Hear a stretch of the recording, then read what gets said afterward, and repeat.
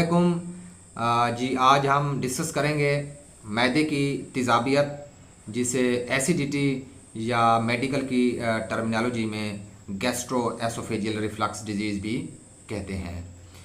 ये हमारी पॉपुलेशन में काफ़ी सारे पेशेंट जो हैं वो इस बीमारी में मुब्तला हैं।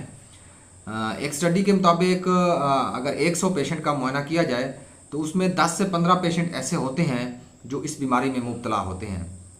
एक्चुअली ये होती क्या है, इसके अवामिल क्या हैं और इससे हम कैसे बच सकते हैं, ये मैं इस वीडियो में इंशाल्लाह आपको बताऊंगा।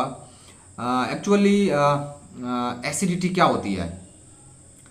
हमारी जो खुराक की नाली होती है और जो स्टमक होता है, मैदा होता है, उसके जंक्शन पे अल्लाह ताला ने एक वेल्व रखा हुआ है। जब हम खुराक खाते हैं, खुराक की नाली से गुजर कर मैदे में जाती है तो वो जो वेल्व होता है वो खुल जाता है और फिर ऑटोमेटिकली बंद हो जाता है, ताकि जो स्टमक में खुराक है या जो स्टमक का एसिड है वो खुराक की नाली में ना आ सके। जब भी स्टमक एसिड या वो खुराक के ज़रात सांस की नाली में आएंगे तो वो एसिडिटी प्रोड्यूस करते हैं, जिसको हम गैस्ट्रो एसोफेजियल रिफ्लक्स डिजीज़ कहते हैं। इसके अवामिल ये हैं कि सबसे जो ज़्यादा रोल है वो पुअर डाइट है। हम स्पाइसी और फैटी फूड काफ़ी मिकदार में खाते हैं, जो कि इस एसिडिटी का बायस बनती है। बाकी ओबेसिटी, जो लोग ओबीज़ हैं वो भी इस बीमारी में काफ़ी हद तक कंट्रीब्यूट कर रहे होते हैं।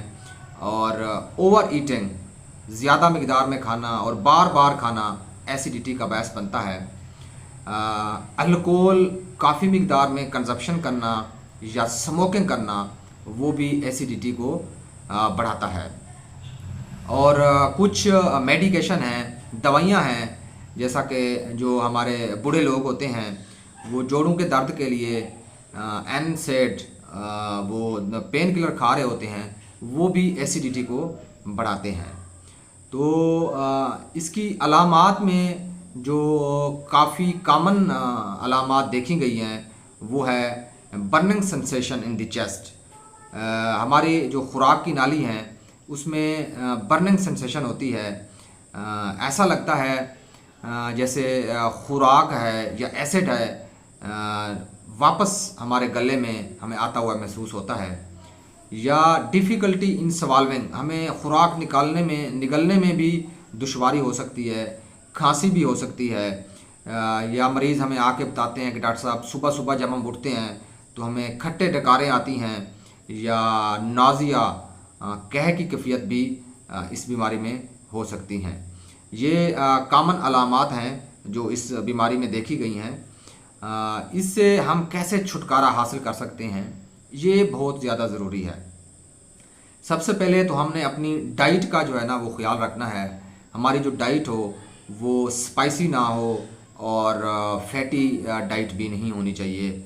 और हमें स्मॉल क्वांटिटी में खुराक को खाना चाहिए और बार बार हमें मील लें, और जो खुराक है वो हम थोड़ी थोड़ी मिकदार में खाएं। ओवर ईटिंग से आपने परहेज़ करना है। और दूसरा जो है, आपने जो आपका बिस्तर है उसकी जो हेड साइड है वो आपने एलिवेट करनी है। या तो आप बिस्तर ऊपर कर लें या सर के नीचे 2 तकिए रख लें, ताकि वो जो एसिड है वो आपकी खुराक की नाली में ना आ सके। और इसके बाद आपने जो खुराक खानी है कम से कम 2 घंटे का वक्फा होना चाहिए खुराक खाने और सोने में, ताकि एसिड जो है वो आपकी खुराक की नाली में ना आ सके। और जो ओबीज़ लोग हैं वो अपना वेट रिड्यूस करें, क्योंकि वेट रिडक्शन भी इस बीमारी को कम करने में काफ़ी हद तक मुअस्सर साबित हो सकती है। तो रेगुलर एक्सरसाइज और वेट को कम करना इंतहाई ज़रूरी है। और ऐसी फूड जो एसिडिटी को ट्रिगर्स करती है उससे आपने बचना है, जैसा कि कॉफ़ी हो गई, चाय हो गई और चॉकलेट वगैरह है, फैटी फूड है। ये ऐसी चीज़ें हैं जो ट्रिगर्स करती हैं, आपने इन से भी परहेज़ करना है। इन दी एंड मैं अक्सर बताया करता हूँ, एहतियात जो है वो इलाज से ज़रूरी है। ये ऐसी चीज़ें हैं जो मरीज़ ख़ुद से परहेज़ करके एसिडिटी से बच सकता है। अगर उसको इन तदाबीर के बावजूद भी आराम नहीं आ रहा तो वो अपने करीबी डॉक्टर से रजू करे, ताकि इस बीमारी का बाकायदा तौर पे इलाज हो सके।